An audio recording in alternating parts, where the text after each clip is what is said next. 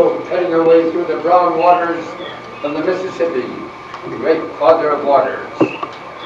I myself once stood at the wheel in the pilot house, reading the river, watching the shoal waters rippling dark and treacherous, making my way between the sandbars and the snags. When I was very young, every boy along the river had a dream to be a river pilot on the great steamboat like the Alex Scott or Grand Turk. I too had that dream, and I lived to see it come true. But that's another story. You want to hear about Tom Sawyer and his adventures on and off the river. Well, there are some people who say that Tom is me as a boy. Well, it may be that some of me is in Tom, as it is an author's license to take some of his own thoughts and experiences and put them into the words and deeds of his characters. Now, there are only one or two things more before we begin. This is what you might call a dream play, memory of another time and place. Some of the actors in this play portray more than one character, but don't get confused. They are merely representing those who were and are no more. We have no scenery, only a few tables, chairs, and benches, which will be brought in at the appropriate time to help with your imagination. No scenery in the world can match a good imagination, and it is impossible to portray on this stage or any other the spectacle and panorama of life around the Mississippi River. Some people say life was simpler then. Well, maybe it was. It seemed awful full of complications at the time. It was most always warm and bright, like the streets of St. Petersburg, Missouri, running down to the river there. And life was full of beauty, too.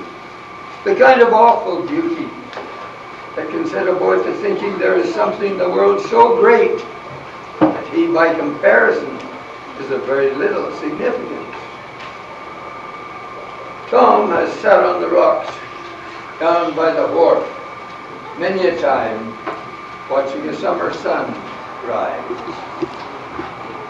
And when the light has become a little brighter, you have one of the fairest and strongest pictures imaginable. The river is a mirror, and you have the shadowy reflections of the leafage and the curving shore and the distant capes pictured in it.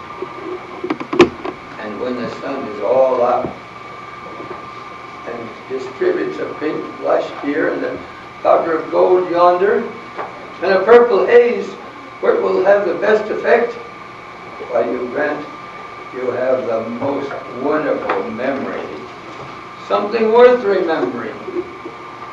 Well, how are you going to put all that on the stage? It's impossible. Along here runs a board fence, all the way to the corner and around. 30 yards long and nearly 3 feet high.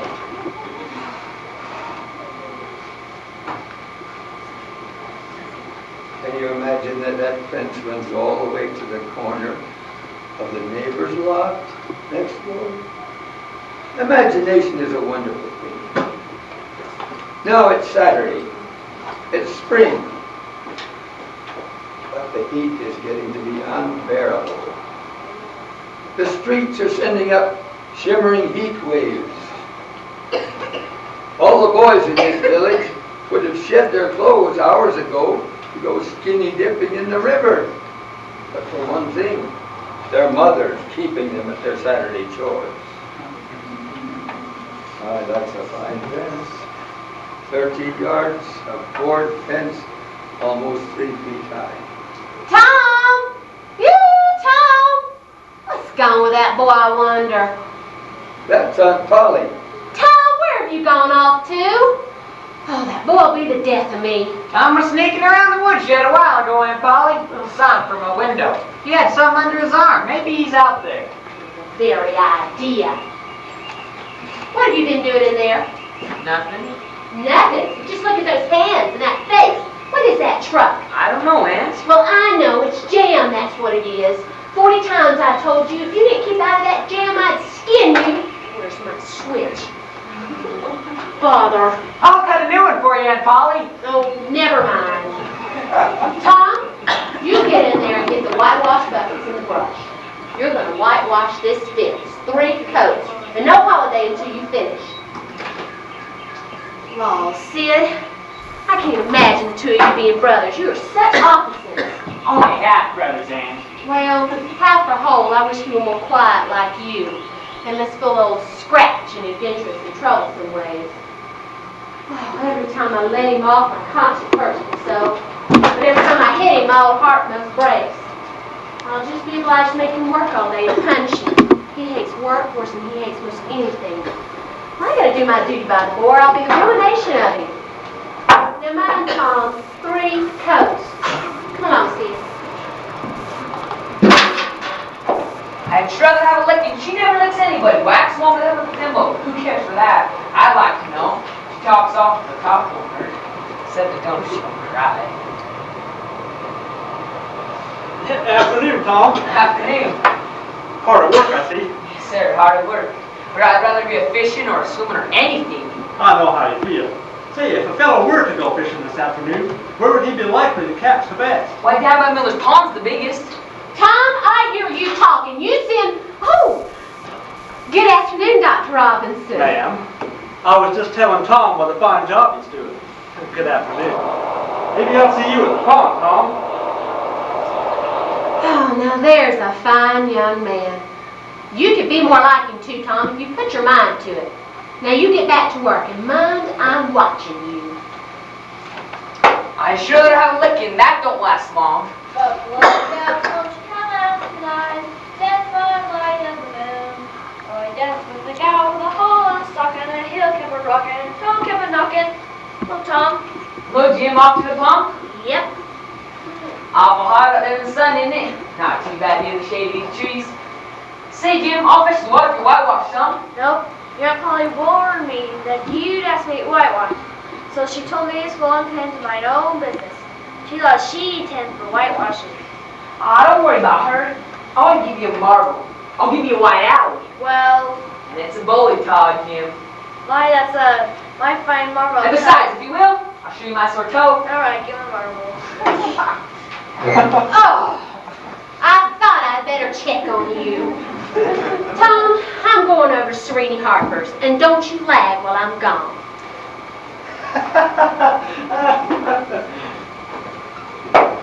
Everybody's going to be coming by to go adventuring soon, and I'm stuck. I have to change my strategy.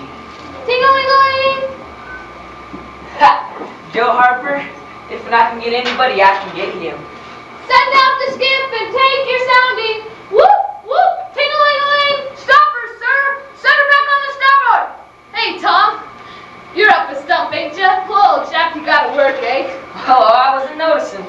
I'm going into swimming, I am, but you'd rather work, wouldn't ya? What do you call work? Why, ain't that work? Well, maybe it is, maybe it ain't. All I know is it suits Tom Sawyer. Oh, come now. You don't mean to let on you like it? Well, I'm so I don't like it. Does the boy get a chance to walk the fence every day? Say, Tom, let me whitewash a little. Well, I don't know. Aunt Polly's awful particular. Oh, come on now. Let me just try. Only a little.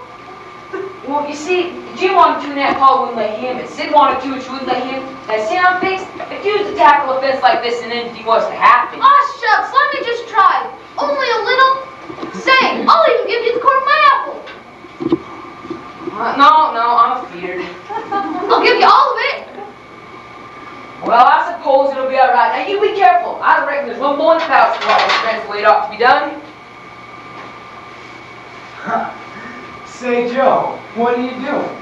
I'm whitewashing a fence. How come? How come? 'Cause Tom here let me. Let you, boss. Tom's letting you work. Tain't work. It looks like work to me. That just shows you don't know anything. Ain't one boy in a thousand can whitewash the fence the way it's got to be done. Right, Tom? Yep. Oh, go on. I'll bet I can do it. Let me have the brush. No, it's Tom's brush and he gave it to me. Hey, Tom. Can I have a try at it? Well, I don't know. Aunt Paula's awful particular. Besides, Joe gave me an apple for the privilege. Say, you could have my kite if you let me do it. And I got something better, too. I got a dead rat in this here sack. And a string to swing it with. Well, I suppose we'll be all right. There's another brush in the shed. I'll go get it. And so it went. Boys came to jeer and remained to whitewash. When the strength of one played out, there were others to fill the ranks. Tom had a nice idle time all the while, with plenty of company. If he had not run out of whitewash, he would have bankrupted every boy in the village. It's fine, then. Let's go swimming. Tom had discovered a great law of human action without knowing it. Namely, in order to make a man or a boy covet a thing, it's only necessary to make that thing difficult to attain. Tom! Tom! Oh, where's that child gone off to now? Laws of me. Well, it's done! So that just goes to show you, see it, when a body puts his mind to it, he can do anything. If Tom had been a great and wise philosopher, like the writer of this story, he would have comprehended that work consists of what a body is obliged to do, and that play consists of whatever a body is not obliged to do. My, but that's a fine fence. Now that you have some practice and imagination, we'll get on with our story. It's Sunday morning. The sun rose upon a tranquil world and beamed upon the peaceful village like a benediction. Tom has been working at getting his verses. Sid had learned his lessons days before. Now, Tom, let's see what you know. Blessed are the Poor. yes. Blessed are the poor In spirit. in spirit. Blessed are the poor in spirit.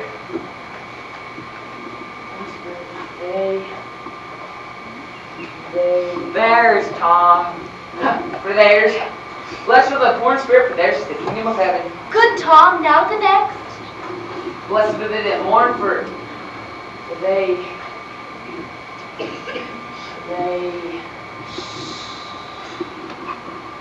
Shall. Oh, what is it? Shall. Oh, shall. You be quiet, Sid. For they shall.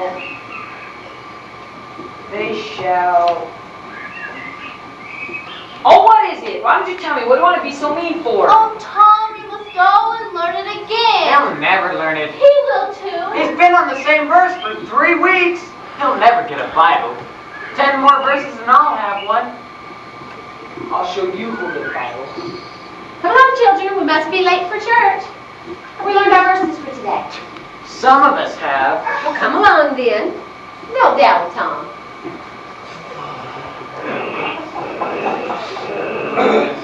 Well, good morning, madam.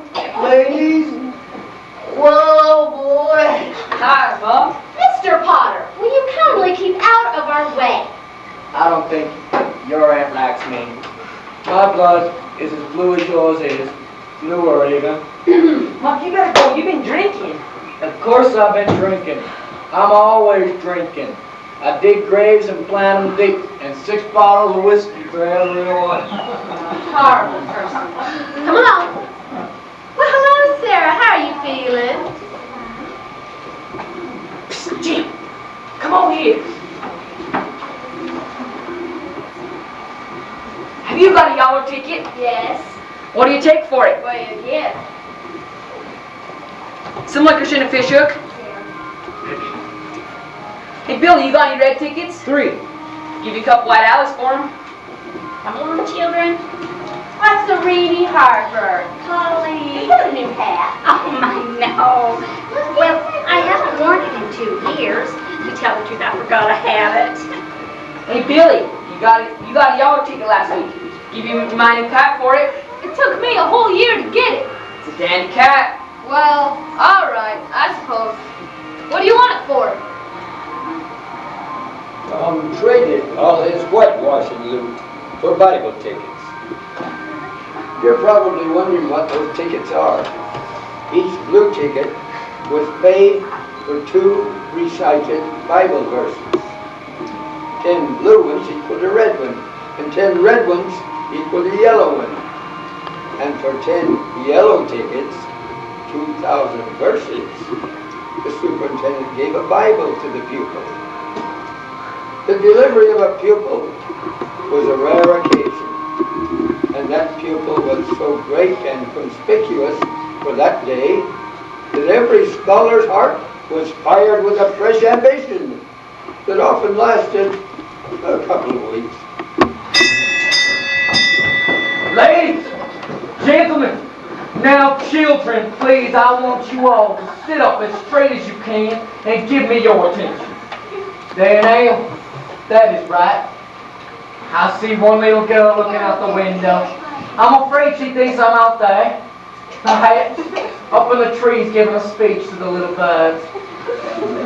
This morning we have some honored guests. Mrs. Thatcher and her daughter Becky from Constantinople. We are happy to have you with us. Mr. Dobbins. Not now, Thomas. But I have 9 yellow tickets, 9 red ones, and 10 blue ones. I want a Bible. A Bible. Thomas Sawyer. Here are the tickets. I told you he'd get a Bible. Oh my. Very well, you shall have your Bible. Mrs. Thatcher, may I introduce to you Mr. Thomas Sawyer, who has learned 2,000 Bible verses. No, he hasn't. My, 2,000 verses? That's a great many. And you can never be sorry for the trouble to learn them. Knowledge is worth more than anything in the world. It's what makes a great man and good man. Now, you wouldn't mind sharing with us all the things you've learned. You no doubt know the names of the 12 disciples. Won't you tell us the name of the first 2 that were appointed? Well, Speak up, boy. Don't be afraid to answer the lady. Yes, don't be afraid. You know, the name of the first 2 were... David and Goliath. Let us draw the curtain of charity over the rest of this scene. The next Monday, Tom played hooky from school and had a good time up on Cardiff Hill playing Robin Hood with Joe Harper. Brandishing wooden swords, they acted some of the scenes they had read about. Who comes here without my pass? Guy of Gisborne wants no man's pass. Who art thou dares hold such language? I'm Robin Hood, as that kite-lipped carcass soon shall know. Right gladly I'll dispute thee. Have thee! These boys would rather be outlaws a year in Sherwood Forest than President of the United States forever. When they got tired, they went swimming and got home in time for chores before supper. Tom was prepared for Aunt Polly's questions, which were full of guile and very deep. Tom, it was middling warm in school today, wasn't it? Yes'm. Powerful warm, weren't it? Yes'm. Didn't you want to go in and swim in, Tom? No, well, not very much. Well, you ain't too warm now, though. Well, someone's pumped out her heads. Mine's dead yet, see? You don't really believe me. Be quiet, Sid. Tom, you didn't have to undo your top collar where I sewed it closed to pump on your head, did you? Here, let me see. Oh, bother. I was sure you'd play hooky and gone swimming, but I forgive you this time. Well, now, if I didn't think you sewed his collar with white, Aunt Polly, but this is black. Then I did so. What? Here! Oh, that boy. Ain't I ever gonna learn? When he played me tricks enough by now, I ought to be looking out for him. Sid, you are mean and hateful. Cousin Tom is a good boy, Mama. He just has a little mischief in him. Oh, I know it, Mary. Sid, go get Pell off the porch. Yes, Aunt Polly. Mama, why are you so hard on Tom? Laws, Mary, I don't mean to be hard on the boy, but well, he's got more tricks than a traveling salesman. And he never plays any true alike, so everybody know what's coming. Oh, I ain't doing my duty by the boy, and that's the Lord's truth. I'm laying up sin and suffering for us both. Aunt Polly, Tom's hacking dirt clods at me. Aunt Polly. Hang that boy if I don't lick him good this time. Sometimes she's filled with black, and sometimes she's filled with white. I wish to Jimmy she'd stick to one or the other. I can't keep the run of them. Sid was not the model boy of the village, though he was not far from it. Tom knew the model boy and loathed him. All the boys loathed him. But he was the apple of every mother's eye in the village. But as for having anything in his head, you could change the contents of that with a pie. And nobody would be the worse off except the pie. Hello, Mr. Twain. How do, Tom? Mighty fine. I've taken in the air. Yeah? Will you walk with me? What's this new mischief you've been getting into? I didn't go to school. Played hooky and then a swimming. Aunt Polly would have never noticed if it wasn't for Sid. Well, Tom, a poet once said, the best laid plans of mice and men ought go astray. Huh? Well, never mind, Tom. Are you sorry you went? No, sir. It was beautiful up on the bluffs. The river looked like green glass with sparkles all over it. I was gone crazy sitting in school looking out the window at the green hillside just shimmering in the heat. I would have just gone crazy. Spring fever is a powerful ailment. Mr. Twain, will you tell me about being a pilot on the river? Well, maybe later, Tom. See that girl there at Jeff Thatcher's? Hey, I believe that's Miss Becky Thatcher, Jeff's cousin from Constantinople, County seat. I hear she and her mother are staying here through the summer. I think she's the most beautiful girl I ever saw. Yes, she does have a mighty nice look about her. Well, good evening, Tom. So long, Mr. Twain.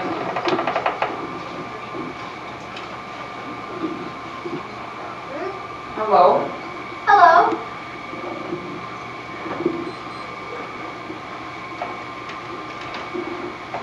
Oh, let me see.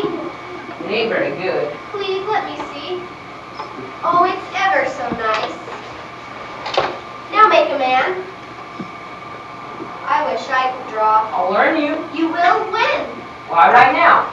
All you gotta do is know what you want to look like before you start. Let me try it now. You're the boy from Sunday school, aren't you? Yes, Tom Sawyer. And you're Becky Thatcher?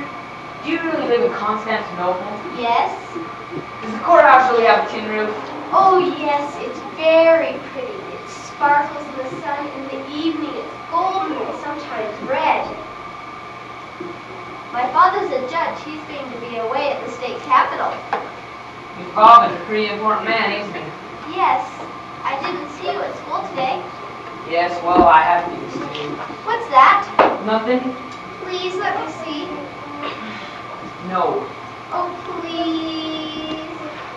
I love you. Oh, you bad thing. I never. Oh, Becky, please come back. You're the prettiest girl I ever saw.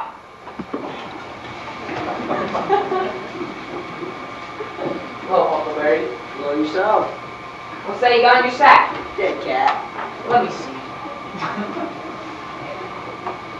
Where'd you get him? Bought him off in a boy. What's dead cats good for? Good for him. Cure warts with.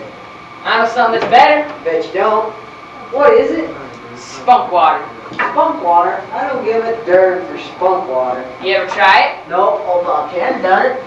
In the daytime? Certainly. With his face to the stump? I reckon so. Did he say anything? I don't know. Aha! Talk about trying to cure warts the blindfold ways out. You gotta go all by yourself to a rainwater stump, bomb around the time, then make a back up against the stump, jam your hands and say, barnacle, barnacle, inch, meter, short, spunk water, swallow these words. Walk quick, 11 steps, Your eyes shut. Turn around 3 times. Walk on without speaking to anybody. Well, that ain't the way Bob Tanner done it. Ha! You can bet on that. He's still the wordiest boy in town. I've took off thousands that way. Sometimes I take them off for me. Yup, beating work's done that. How do you cure your dead cats, huh? Why, you take the cat to the cemetery long about midnight after Sunday wicked to be buried. And this devil will come to take away their body, keep the cat after them, say devils follow corpse, cats follow devils, and warts follow cats, and I'm done with them. You ever try it? Nope, but Mother Hopkins told me. I reckon it's sold. Because they say she's a witch. So when you gonna try it? Tonight I reckon they come after old Hoss Williams. Well, he's buried Saturday. Didn't the devils come after him Saturday night? By then it's Sunday, and devils don't slosh around much, and their charms don't work on Sunday.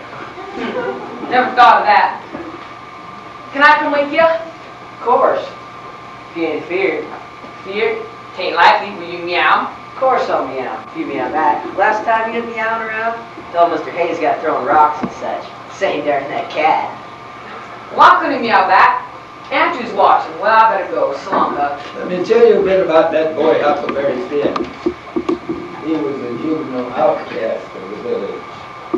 He was cordially hated and dreaded by all the mothers in the town because he was idle and lawless and bad. But mostly because all their children admired him so and delighted in his forbidden society and wished they dared to be like him. In truth, he was the only free soul in the entire village, unshackled by the fetters of society. Tom, like the rest of the respectable boys, was under strict orders not to play with Huckleberry. So he played with him every time he got the chance. The moon, the sun, no. The wind made a low moaning sound in the trees that night as Tom and Huck made their way among the tombstones. The moon slipped in and out of the dark clouds. Hucky, do you think dead people like for us to be here? I wish I know. There's his grave. Do you think old Hoss Williams hears us talking? His spirit does, I reckon. Let's hide over there. I wish I said Mr. Williams. What time do you think it is? Right about that time. It's awful dark, ain't it, with the clouds covering the moon and all? Right spooky, all right. Shh! What is it, Tom? Shh, there it is again. Tom, they're coming, sure. What do we do? Maybe go perfectly still, they won't see us. Oh, Tom, they can see in the dark. I wish I hadn't come. What if we go perfectly still, they won't notice us?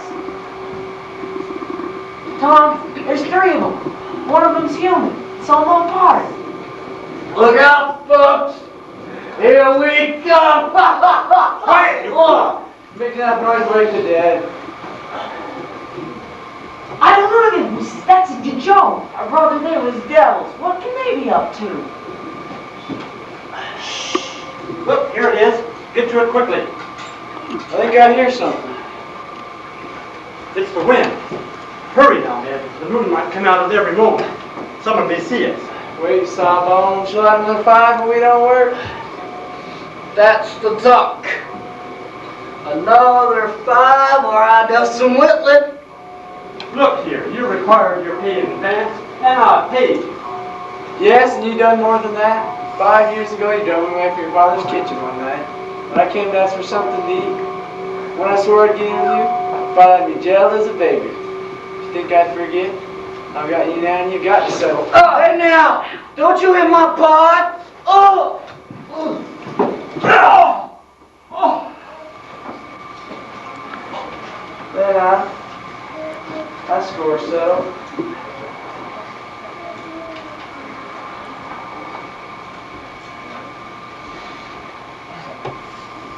What happened? I fall asleep again, did I? What's this, Joe? It's dirty business.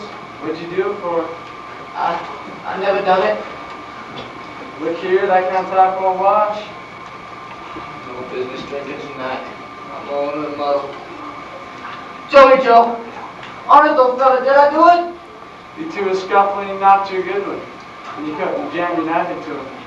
She fell down drunk, and there you laid. I didn't know what I was doing, Joe. I never used a weapon before in my life. I fought, but never a weapon. won't tell, Joe. Please, say you won't tell. I was in parents grade me, my father. I'll go back on you. Oh, you're an angel, Joe. It's enough of that. You go off yonder way, and I'll take care of this. Go to the old tannery. Don't leave the track behind you. I'll do this clear. Yes, Joe. You're a true friend. An angel. Devil take you both.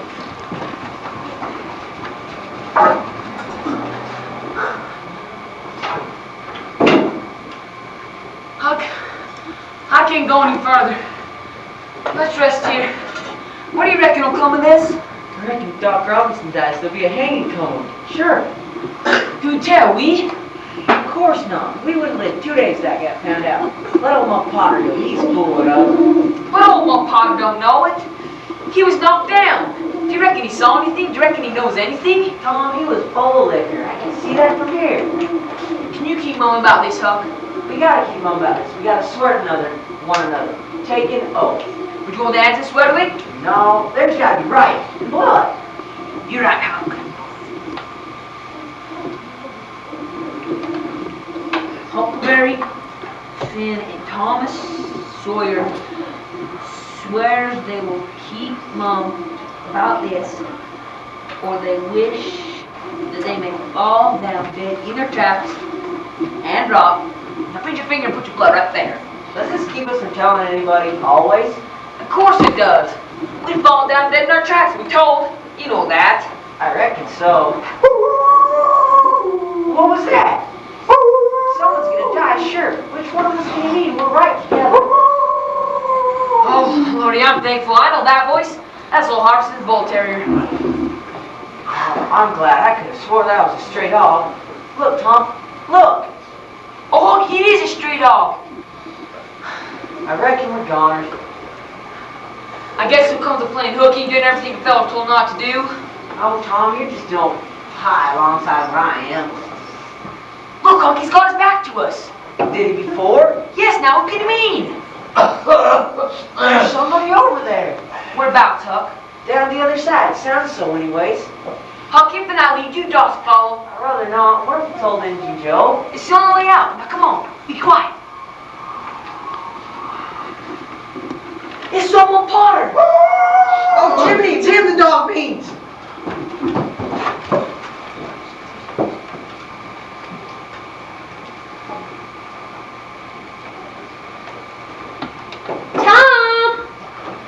Tom, you'll be late for school. See, can you wake him when I called both of you? I dare some, Auntie. He was out awful late last night. What do you mean, out late? He was sneaking out the window just as the clock was striking 10. Thought he was asleep. He thought he was asleep when he came in, too. Well, just what time did he get in? I don't know exactly, but it was early morning. He broke the string tied to the window board. Sid, I'm ashamed of you, you tattletale. Wasn't tattling. Aunt Polly asked me about Tom. Oh, it wasn't tattling exactly, Mary. Not exactly. I did ask about him. Why didn't anybody wake me? You better run along to school. You'll be late. Tom, I'd like to speak to you. Mama, don't be too hard on Tom. He's a good boy. Goodbye, Aunt Polly. Tom? Tom, I won't ask where you went last night because my old heart couldn't take it to know. Tom, how can you go about to break my heart so? Aunt Polly, I promise I won't anymore. Tom, if you want to ruin your life and bring me with Sawyer to the grave, well, it's no use to try anymore. Oh, Aunt Polly, please forgive And me. knows I've tried until I'm worn out. Aunt Polly, I It promise. grieves my soul. I haven't done right by you bringing you up. Poor dead sister's boy. And I failed her. Oh, Aunt Polly, please don't cry. I can't stand it when you cry. It's more terrible than 1,000 whippings. Well, I've had my say now, Tom, so you run along to school. I am sorry. Go on to school. And mind, Tom, go straight to school.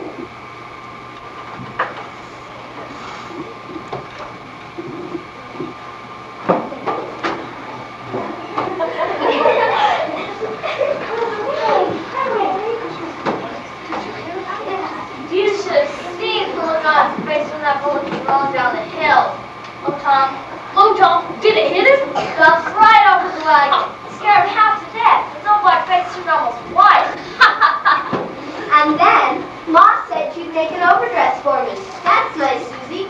Wait till Mrs. Harper sees Tom. Why?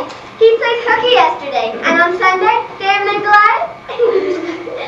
David may have slain Goliath, but Tom is no match for Mrs. Harper. You haven't seen her get mad yet. She roars like a lion. Oh, Mary. I'll see you later, Becky. Oh, hello, Tom. Hello. May I sit by you? Of course. I'm sorry I got mad at you. Will you draw something for me today? Suppose if you want. At recess? Do you love rats? No, I hate them. Yeah, me too. Live ones anyway. I mean dead ones that swim with a string. No, I don't care for rats at all. Say, Becky, was you ever at the circus? Yes, my pa's going to take me again sometime. I've been there lots of times. I'm going to be a clown when I grow up. Oh, that will be nice. They're so lovely, all spotted up. They get slathers of money, most $1 a day, Ben Rogers says. Say, Becky, was you ever engaged? What's that? Well, I'm engaged to be married. No, Would you like to be? I don't know. What's it like? Well, like you tell a boy you won't have anybody but him, and then you kiss, and that's all. Kiss? What do you kiss for? That's what they always do. Everybody? Yes, everybody, Becky. Do you remember what I wrote in the dirt? Yes. What was it? I shan't tell you. Shall I tell you? Yes, but some other time. Oh, no, now, Becky, please. Oh, it's forever so easy. I love you. Now you whisper it to me. Turn your face away and then I will, but you mustn't ever tell anyone. Indeed, I won't. I love you. Now it's all done but the kiss. Now it's all done, Becky, and you ain't ever loved anybody but me. Never, ever, ever, forever. And I was coming to school and going home, you'd walk with me. Because that's what you do when you're engaged. So nice, I've never heard of it before. Yes, it is ever so nice. Well, when me and Amy Lawrence wasn't, Oh, Tom Knight's the first one you've been engaged to. but I don't care for her anymore. Yes, you do. You know you do. Goodbye, Tom Sawyer. But Becky's the only one I care for.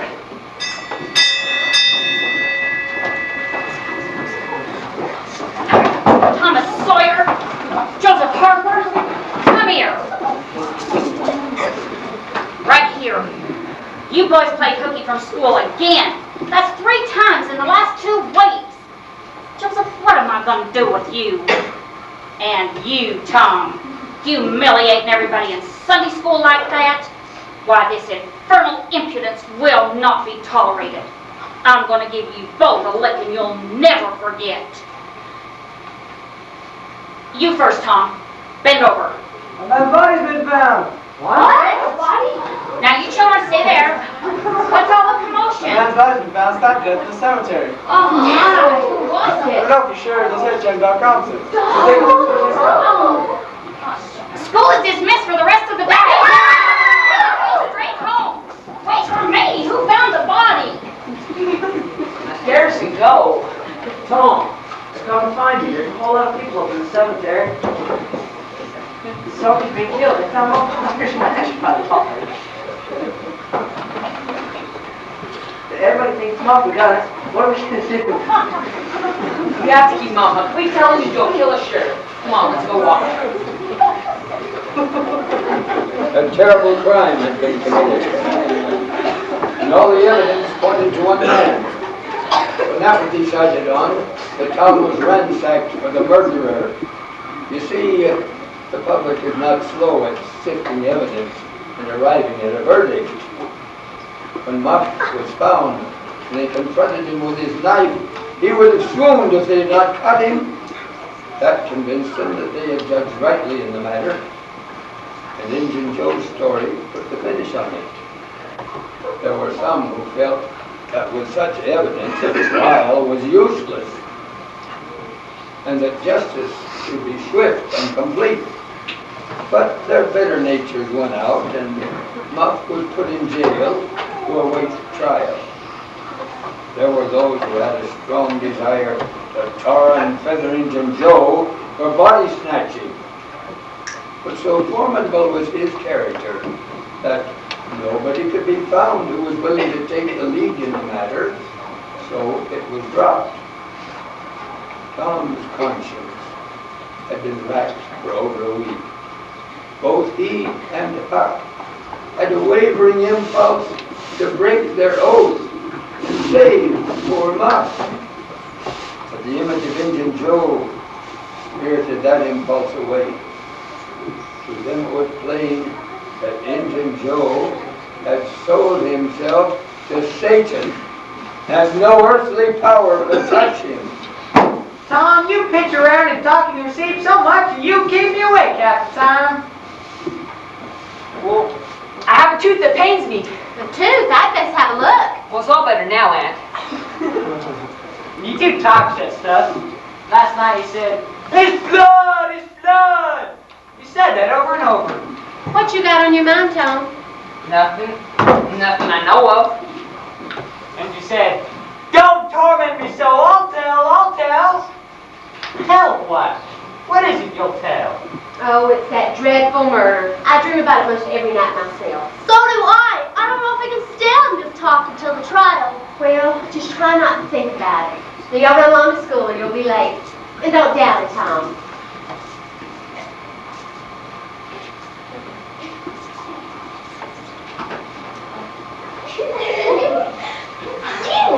Hello, Becky. Oh, don't still be mad.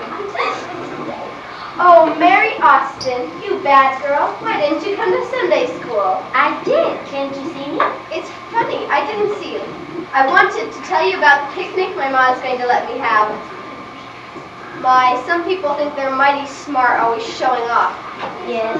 I hope your mom will let me come to your picnic. She'll let anybody come that I want, and I want you to. When is it? By and by, maybe about vacation. Sounds fun. I'll go on to see if I care for you and your picnic. If I was to die, you'd be feeling sorry. So that's it, I'm leaving. I'll run away and be a robber. Then you'll feel sorry. And Aunt Polly, Becky, and Sid won't go to picnic anymore. Oh, Tom, Oh, Jim, I want you to promise me you won't forget me when I'm gone. what do you mean? I gotta get away from this hard usage. I'm running away, and you can't stop me. Everybody will be so happy to see me go, so that's it. I'm leaving, and I'll never be back. Wait, Tom, I was going to ask you not to forget me. Huh? I'm running away, too. My mom gave me a licking for drinking some cream I don't know anything about. It's plain she's tired of me and doesn't want me around anymore. I was going to run away and be a hermit. Say, Joe, let's run away together. Only let's be pirates and live a life of crime. Hey, how many girls run away to be pirates? Want to come? What does pirates have to do? Oh, they just have a bullet time. Take ships and get money, bury it places where there's ghosts watching, and make everybody on the ships walk the planks. And then where the bullies gold with gold and silver, diamonds. I reckon I ain't dressed fitting to be a pirate. Oh, the clothes will come fast enough when we get started. Let's start getting supplies. We'll meet at the bluffs and capture old man Atlin's raft, float down to Jackson's out, and lay low till everybody forgets us. I know where I can get some tobacco. I can get a hat. Oh, the spirit and adventure of youth. The joy of dark and mysterious ways, pirate ways. They set off collecting supplies as becomes pirates. And before the afternoon was done, they had all managed to enjoy the sweet glory of spreading the fact that pretty soon the town would hear something.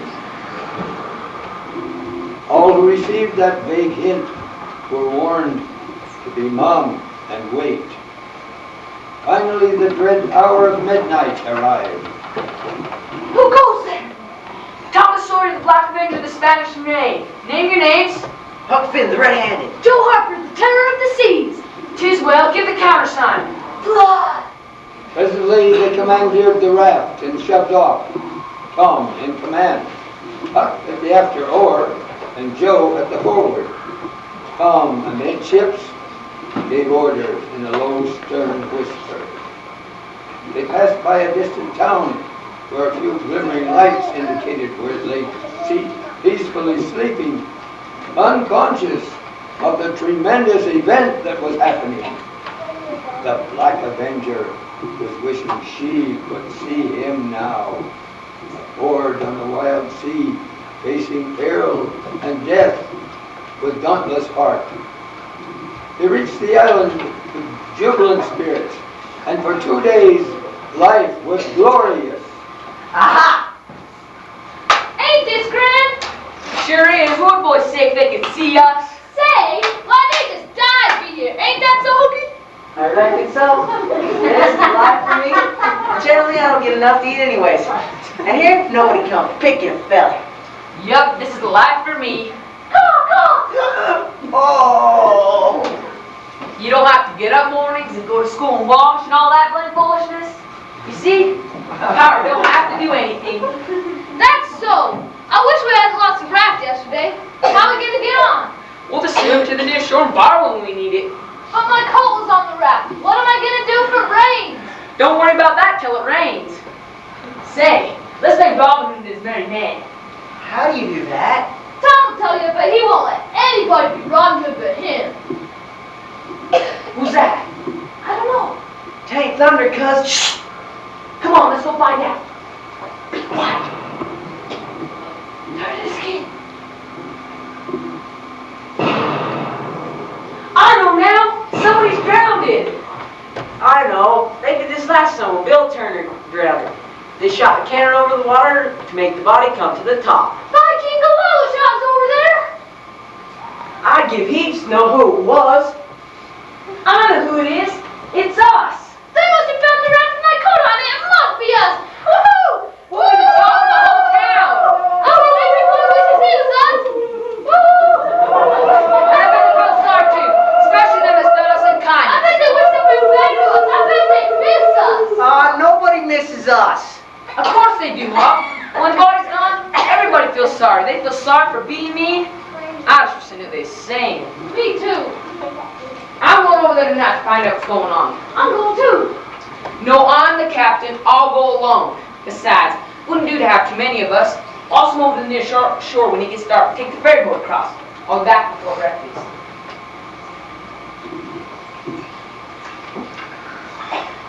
Tom made his way to the village unobserved and found his aunt's home shrouded in gloom. He made mental note of the scene so that his report could be spiced in detail. As he listened to a sorrowful conversation from his hiding place, a terrible pang of homesickness washed over him. These were feelings he had been pushing aside and fighting since this adventure had begun. He thought of leaving a note to tell them that the boys were not dead. But before he could give it a second thought, a devilish plan took form in his mind, and all homesickness fled in the joy of a new adventure. By morning, he was making his way back to the island, where a different type of gloom had descended, and a mutiny was rising. He's done left us. He's true blue. He'll never desert. Well, where is he? I'd like to know. If he's not back by breakfast, I'm leaving, and you can't stop me. You can set yourself down. I'm back. It was us that he's looking for on the river. You should hear the talk. Everybody's wishing we was alive so they could tell us how sorry they are for how they've treated us. By John, you don't say. Yup. Seen Aunt Paula's and heard everything. Your mom was there. She felt ever so sorry. Mary was crying. Even Sid was misty. How did my ma look? Awful sorry she whipped you for taking the cream. She throwed it out herself. Oh, boys, let's give it up. It's so lonesome. Oh, you'll get over it by and by. Just think of the fishing that's here. I don't care for fishing anymore. I want to go home. But there ain't another swimming hole anywhere. I don't care for swimming when there ain't anybody to say I can't do it. I need to go home. Aw, shucks, baby. You want to go see your mama, do ya? Yes, I do want to see my mama, and you would too if you had one. I'll let the crapper go home to his mom, won't we, Huck? We like it here, don't we? We can get along without him. Tom, I don't even have a mom to go home to, and I'm getting kind of lonesome as it is. And by the time we get back, it's going to be worse. All right, you two go if you like, but I need to stay. I wish you'd come, Tom. Wait for you by the ferry. Well, you had a blame long time, that's all. Wait, before you go, I have something to tell you. I was going to tell you later, but since you desert me now, I best be telling you. When I sneaked into town, they said if they didn't find our bodies by Sunday, they was going to have our funerals Sunday morning. No! Yup, and I was thinking it would be a bully thing to sneak into town Saturday. Tom, you don't mean to say what I'm thinking. We sneaked in town Saturday night, hiding in church. Tom, them are high doings. Splendid, I can see their faces now. That's just your parts, dude. Come on, let's go swimming.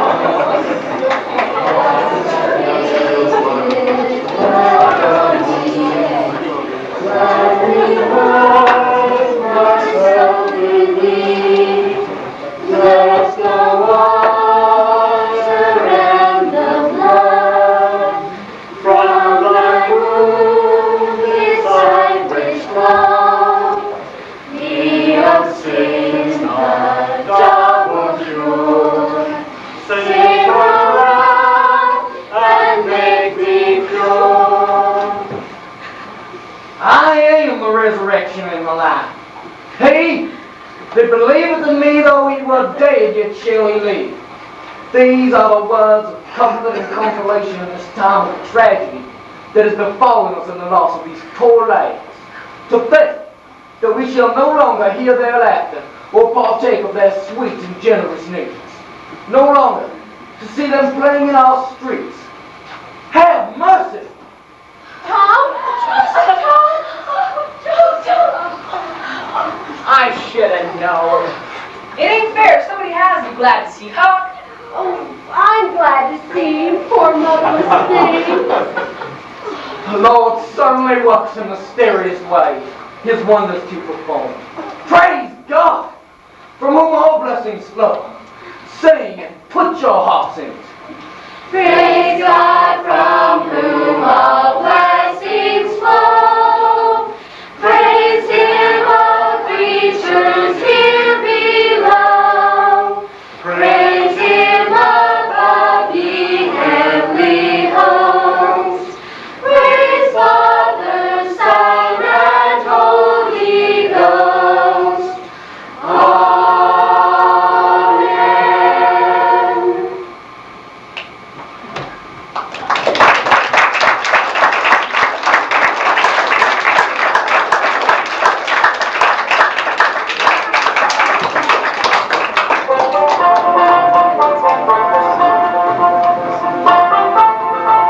Ladies and gentlemen, we are all so pleased to have our boys back, and we're going to take a little break and have some refreshments, and we'd like to invite each of you to do the same.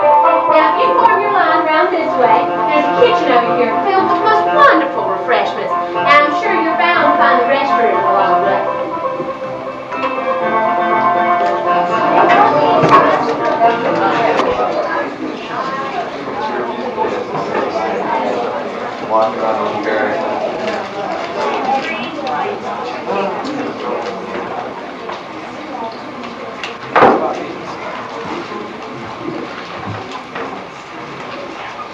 Well, Tom, I don't say it weren't a fine joke to keep everybody suffering while you boys had a good time. It is a pity you could be so hard-hearted as to let me suffer so.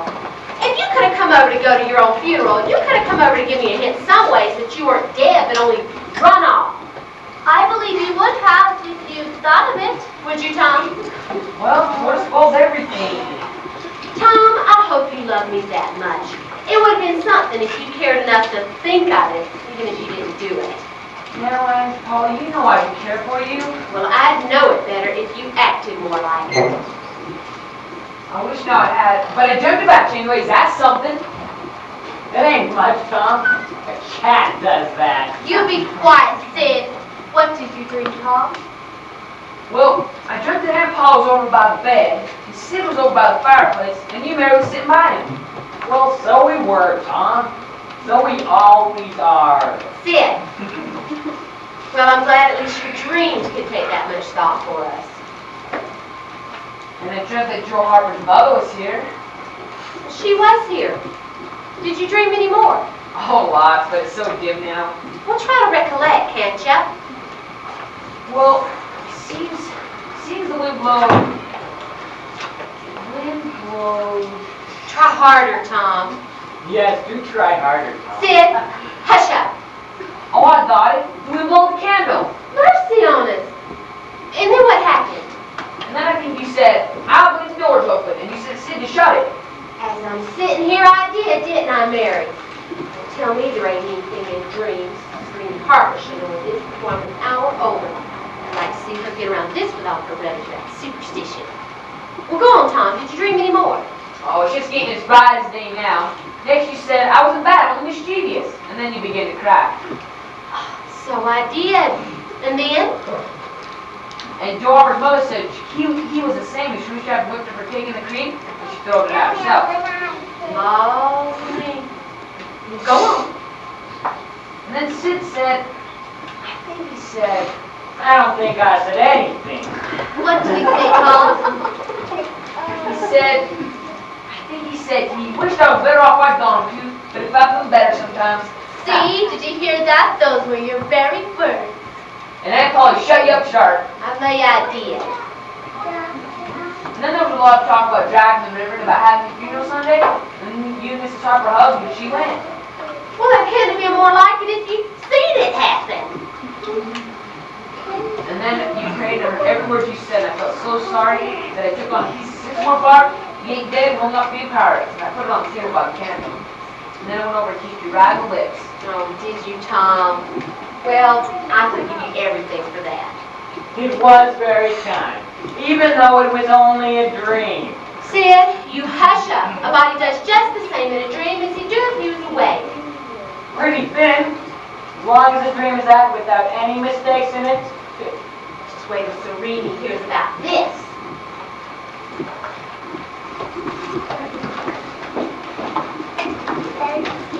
Buffalo gals, won't you come out tonight? Come out tonight, come out tonight. Buffalo gals, won't you come out tonight and dance by the light of the moon?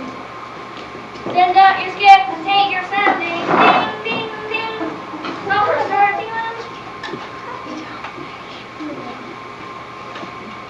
Jim, let's go play kick the can after school. Hello, Becky. Hello, Tom. I'm so glad you're not drowned. Did you really care if I was lost? Oh, Tom, yes. I'm sorry I treated you mean. Do you forgive me? Of course, Becky. My ma's letting me have a picnic at the caves. Will you come? Are we still engaged? Why, of course, Tom. I'll be home in a minute, Becky. Tom, I gotta talk to you about Mom. This trial starts tomorrow, and I haven't heard nothing good. You haven't gone to say anything about that. Of course not, Tom. You know we wouldn't live 2 days. Well, I reckon if we keep Mom, we'll be sick. So, What's the talk around? saw that got me in a sweat, so I hired somewhere. They say Mom's the worst villain in the county. Wonders why it hasn't hung before. I reckon he's gone. I reckon so. Tom, he ain't done nothing. He's kind of a good guy, right? All he does is love us around a little, fishes. And he's mended kites for me. I just wish there was some way to get him out of there. Oh, Tom, he could be that. All they do is find him, get him, lynch him. And they do it too. I'm gonna take him to the tobacco tonight. You want to come? I'll meet you after school.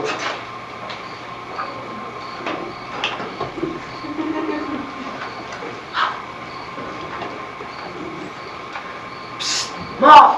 Who's that? Tom and up. We brought you some tobacco. Summing up, my homeless friend. Mighty nice of you boys to remember old father. Prime comfort to see faces in front of you when a body's in such much trouble. Shake hands. Don't come through the bars. Mine's too big. Smaller hands, they help old my father if they could. Tom, what are we gonna do? What are we gonna do, Tom?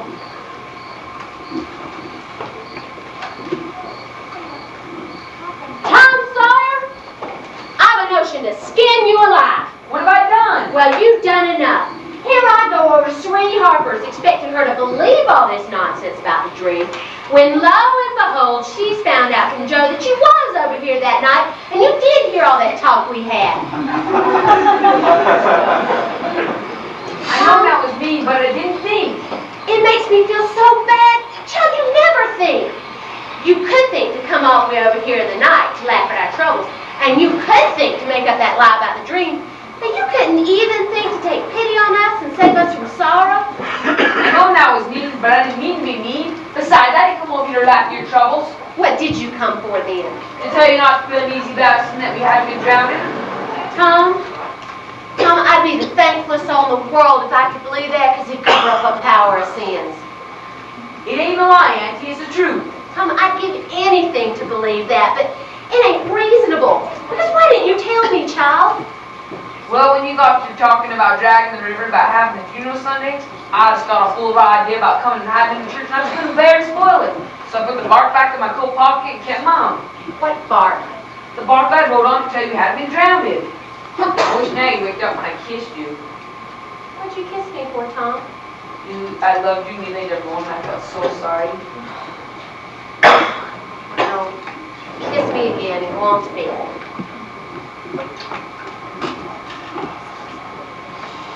No, poor boy, I reckon he's lied about it, but there's such a comfort come from it, I hope the Lord will forgive him. But I don't want to find out it's a lie. Oh, it's a good lie. I won't let it bother me. I could forgive that boy now if he committed a million sins. She blessed Tom many times in her prayers and slept through the night as a child wrapped in a marvelous dream. Tom, on the other hand, passed a fearful night. You see, conscience is a terrible companion. When he closed his eyes, he saw Aunt Polly weeping over him. When he pushed that vision out of his mind, my father would take his place.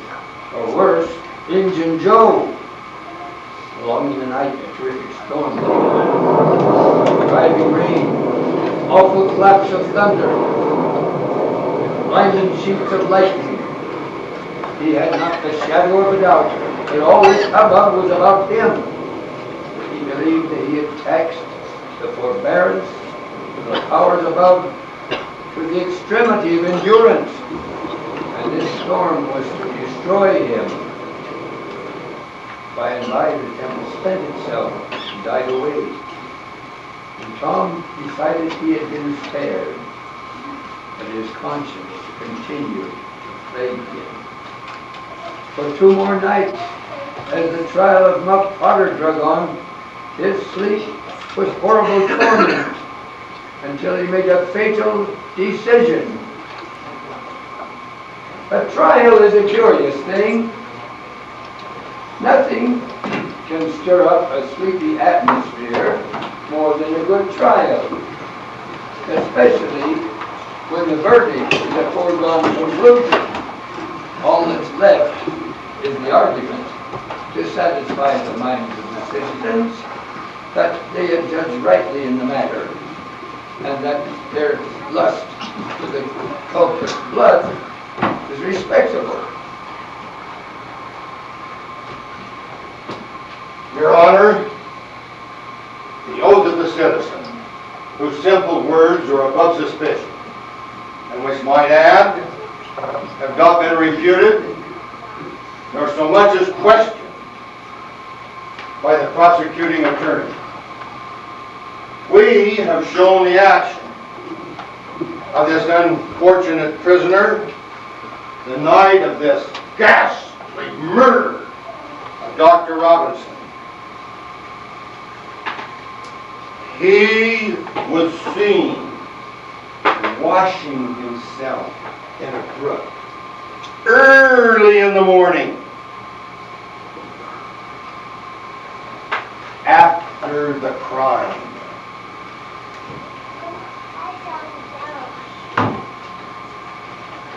His knife was found by the victim. And when they showed him this ghastly weapon, he swooned. Your Honor,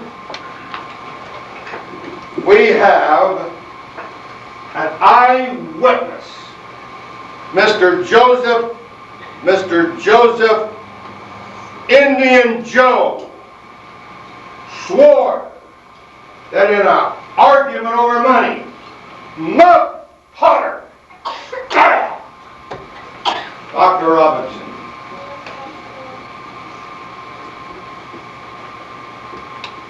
Your Honor, we rest our case. Your Honor, at the opening of this trial, we had in mind to prove that the prisoner did this fearful deed while under the influence of drink. We have changed our mind. We shall not offer that place. Call Thomas Sawyer. What? Thomas Sawyer. Raise your right hand. Left hand on the Bible. Do you swear to tell the truth, the whole truth, nothing but the truth, so help you God? Yes, sir. Thomas Sawyer, where were you on the 17th of April? About the hour of midnight. In the graveyard. A little louder, please. Don't be afraid. In the graveyard. Were you anywhere near Horse Williams' grave? Yes, sir. A little louder, please. How near were you? As near as I am to you. Were you hidden or not? I was hidden. Anyone with you? Yes. His name... Wait. Never mind mentioning the name of your companion. We will produce him later. Did you carry anything there with you? Speak out, my boy. The truth is always respectable. What did you take there? Only a dead cat. We will produce the remains of the cat. Now, what were you doing in the cemetery with a dead cat? We went to cure warts. Your Honor, it is not so important to establish why Tom was in the cemetery, only that he was there. Now, tell us everything that occurred. Tell it in your own way. Don't skip anything, and don't be afraid. Well, when we were hiding in the cemetery, Muff Potter, Dr. Robinson, and Infant Joe came along. And there was a fight, and... Tom Sawyer, I'll kill you for this! As usual, the fickle world took Muff Potter to its heart and received him as freely as it had abused him before. But that sort of conduct is to the world's credit. Therefore, it's not well to find fault with it. Tom's days were days of splendor and exaltation. But his nights were filled with visions of Injun Joe wreaking horrible revenge on Tom and Hart. Rewards had been offered, the country had been scoured, but no Injun Joe was found. It was believed he had left the territory. After a few months, nobody bothered to think about him much. There were more important and happy matters. Stay together. Everyone take a partner. Be sure and get your candles from Mr. Biggs at the cave entrance. Now stay together. Don't wander off. Hey, we got everybody here. All right, don't push. You children back there need to hurry up. Oh, Becky, this party is such fun, and going to McDougal's cave is so exciting. Come on, Susie! I'm coming. Becky, ask your mother if you can stay at my house tonight. All right, if she says yes, I'll meet you on the landing at the ferry boat. Wait for me, Mary. Say, Becky, instead of you going to the harbor tonight, why don't we go up on top of the hill to Will Douglas' and have smash cream? Jazz goes every night. Loves stuff. That would be fun, too, but what would Ma say? Oh, don't worry about her. All she wants is that you'll be safe, so what's the harm? I guess you're right. Come on, get your candle. I know this cave's close to any man in the country.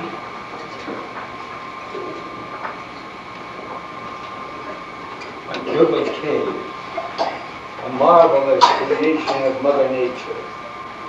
The vast labyrinth of crooked aisles that go into each other and out again and lead nowhere.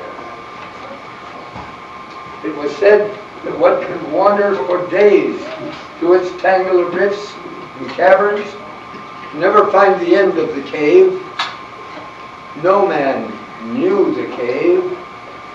Most young men knew a portion of it, and it was not customary to venture much beyond this portion. Tom Sawyer knew as much of the cave as anyone. I'm tired of running in and out. Come on, I know a place where you can write your names. You can rest there. Look at all the names that are written here already. Come on. Come on, everyone. Let's head back to the entrance. It's getting light. It's awfully quiet, isn't it? It sure is. It always is when you stop to listen. The only thing you can hear is your heartbeat. I hadn't noticed, but it's been ever so long since I heard any of the others. We better start back. I reckon I can find it. We just have to go back the way we came. But can you remember all the turns? I hope we don't get lost. It'd be so awful. Listen, What is it? back. You can't go that way. They'll blow our candle. Oh, Tom, I'm afraid. Hello! Oh, don't do it again. It's too horrid. Someone might hear us. I don't care about the bath. Let's go back. All right, I think it's this way. They will miss us and hunt for us. Maybe they're hunting now. I hope they are. When would they miss us, Tom? Well, if they don't miss us at the ferry boat, they'll miss us when they get home. But Tom, Mama isn't expecting me. I told her I was staying at Susie Harper's. Oh, Tom, I wish I hadn't done it. We're gonna die. So this is what I get for lying. Oh, Becky, stop it. We'll be all right. Tom, we're lost. We're lost. There's nothing more terrifying than the pitch blackness of a cave. You cannot see your hand touching your nose. Your eye is blind. It cannot comprehend the depths of darkness. And there is a fearful echo of voices, and drops of water, and heartbeats echoing along the damp, musty clay walls. That deep stillness had laid its clammy hand upon the spirits of Tom and Becky. Outside it's Sunday morning, bright and warm, and the villagers are going to church for Sunday devotions.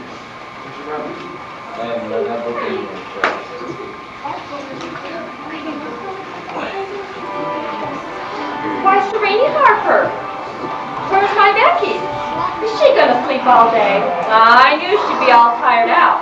But she should be out with church with your children. Your Becky? Yes, she stayed the night with you, didn't she? Why, no. Susie, Becky said Becky couldn't come. I waited at the ferry boat landing. She told me that if she didn't keep me there, she couldn't stay the night. Serene, I've got a boy that's missing. I reckon my Tom stayed with your Joe last night after the picnic, and now he's afeared to come to church. I've got to settle with him. He didn't stay with us. Dear, Joe Harper, when did you see my Tom last?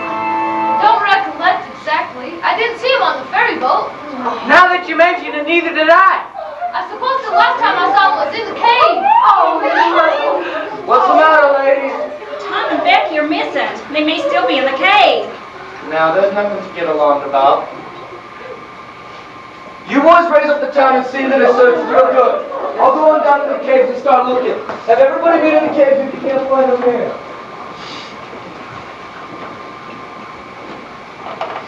The alarm swept from group to group, and in 20 minutes bells were wildly clanging. When the children, and the whole town was up and searching, but when the children were not found, ropes, lanterns, and candles were gathered. The ferry boat was ordered out, skiffs were manned, horses were saddled, and before the horror was an hour old, 200 men were hurrying down High Road in the river toward the cave, with Muck Potter and Huck Finn valiantly in the lead. Inside the cave there was little excitement. The children were wearied out from wandering the labyrinth of passages. I can't go on, Tom. Here, why don't you rest here? Maybe you should get some sleep again. Oh, how could I go to sleep again? I wish I had never waked up before. Becky, we'll be all right. What will we do when our candles go out? We'll just have to go slow and fill away along. We'll be all right. But Tom, those pitfalls. If we don't have candles, we can't see them. We've only seen two so far. If we go slow, we won't fall in any of them. I'm hungry, Tom. Do you remember this? It's our wedding cake. I wish it was as big as a barrel for it's all we've got. I saved it from the picnic for us to dream on, like adults do when they get married. But now it will be our... Oh, Becky, don't cry. Shh! Did you hear that? I didn't hear anything. Yo, Becky, listen. They're coming for us. We'll be all right now. I didn't hear anything. You're just saying that. Yo, Becky, listen. Hello? Hello, we're over here. Call again, Tom. Hello? Hello? I can't hear them anymore. Hello? Hello, Tom Sawyer. Injun Joe? Just help me, Tom Sawyer. I'm gonna kill you. There's a barrel there on feet deep. Water at the bottom. There's me down there and your girlfriend. You got my track. I had to tell. Now you have to die. Tom, put the boy down, Joe. Oh, Father. And I ain't drunk this time. Now put the boy down and take him with a man your size. You youngins run up and that way. What's the matter, Joe? You a coward after all? Only one of us is getting this here cave. Ah!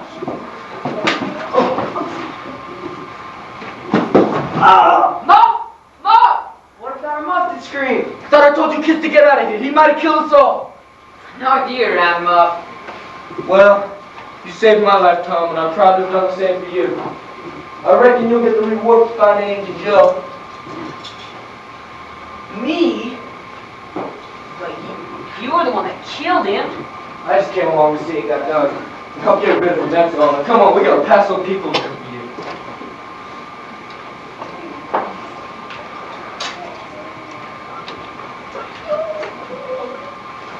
Well, there was a mighty rejoicing when Tom and Becky were found. Muff and Huck were made heroes for finding them. And Tom and Becky were heroes for being found. That would be the end of the story, but for one thing.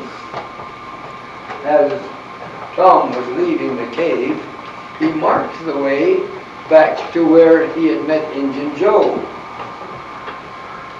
Later, he and Huck went back and found Injun Joe's belongings. There was a box of money there that, when it was counted up in the light of day, totaled $12,000. Since the rightful owners could not be determined, it was settled that Tom and Huck should have the money. The money was put out at 6%, and Huck was given to the care of the widow Douglas, who had always had a hankering to do right by that poor motherless boy. Why, Huckleberry, what happened to the new suit the widow bought you? Oh, these clothes suit me just fine. The others are so rotten nice, you can't sit down in them, lay down there, nor roll around in them. Life's the winter's so horrible. You gotta get up by the bell, go to sleep by the bell, and you gotta eat by the bell. So awful regular, probably can't stand it. Why, Huckleberry, that everybody does that way. Well, I ain't everybody, and I can't stand it. You've gotta ask to go fishing, you gotta ask to go swimming. Darn if I gotta ask to do everything. Huckleberry, where you been? Little Douglas is looking for you. Well, she ain't gonna find me. I'm quitting. Being rich ain't it's all it's cracked up to be. All this worry, sweat, and wishing you was dead all the time. Now look here, if you stick with it, you'll learn to like it. Won't he, Mr. Twain? Well, of course he will. Like the way I'd like a hot stove if I sat on it long enough. Why, Tom, I'm not gonna be rich, and I won't live in a house. Now look here, being rich ain't going to keep me from adventuring. I'm planning on turning robber. Are you dead what earnest, Tom? Dead with earnest as I'm standing here. But we can't let you into the gang, you've been respectable, you know. Why, you let me go for a pirate? Yeah, but robber's more high tone than a pirate is, as a general sort of thing. Alcohol help the nobility. Most countries, dukes and such. But Tom, I'll go back to the winter and see if I can stand it. Well, I don't know, Huck.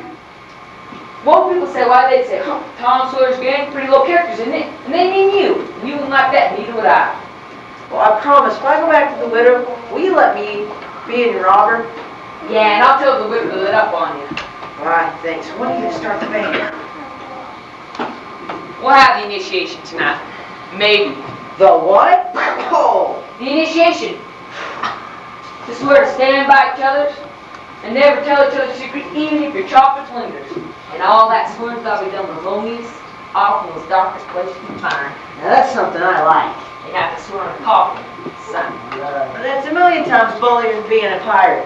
Why, I bet when I get to be a regular Rip River robber, though little Douglas will be glad she snaked me out of the wet. So long, Mr. Twain. Good night, boys.